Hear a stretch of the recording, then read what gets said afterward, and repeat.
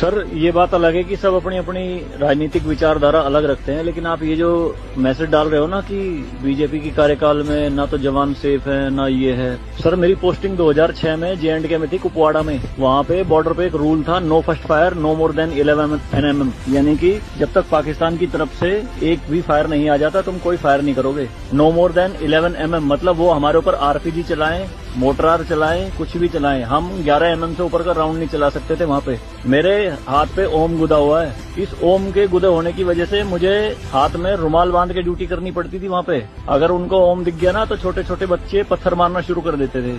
और सर श्रीनगर के लाल चौक पे 26 जनवरी के दिन बहुत बड़ा तिरंगा बिछा के जिंदी गाय काटी थी, जिंदी, और जिंदी की खाल उतारी थी सबके सामने, पूरी सेना के सामने यूनिट खड़ी थी वहाँ पे पूरी, और चक्कू लहरा के खूब बोलते थे, क्यों भाई हिंदुस्तानी कुत्तों तुम्हारी माँ है ना, ये देखो क्या हाल करेंगे इसका हम। भाई कुछ नहीं उखाड़ सकते थे उनका, क्यों? क्योंकि सेंट्रल में गवर्नमेंट गंडवी थी, नपुंसक गवर्नमेंट थी। हमारे सर पे चौकी बना ली थी उन्होंने, जो LAC है ना, LOC, उस पे बिल्कुल वहीं 50 मीटर के दायरे में। और रात में बड़े बड़े स्पीकर पे माइक पे बोलते थे पाकिस्तानी रेंजर्स, अरे अपनी बहनों को एक रात के लिए हमें दे दो, क्या हुआ हिंदुस्तानी नपुंसको, चलाओ गोली। कुछ नहीं कर सकते थे उनका।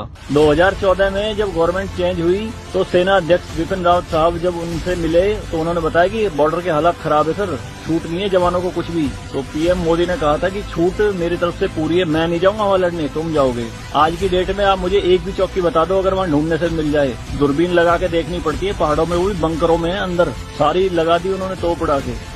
शांति काल में आप 155 MM की बोफोर्स टाइप की तोप नहीं चला सकते, यूएनओ का रूल है।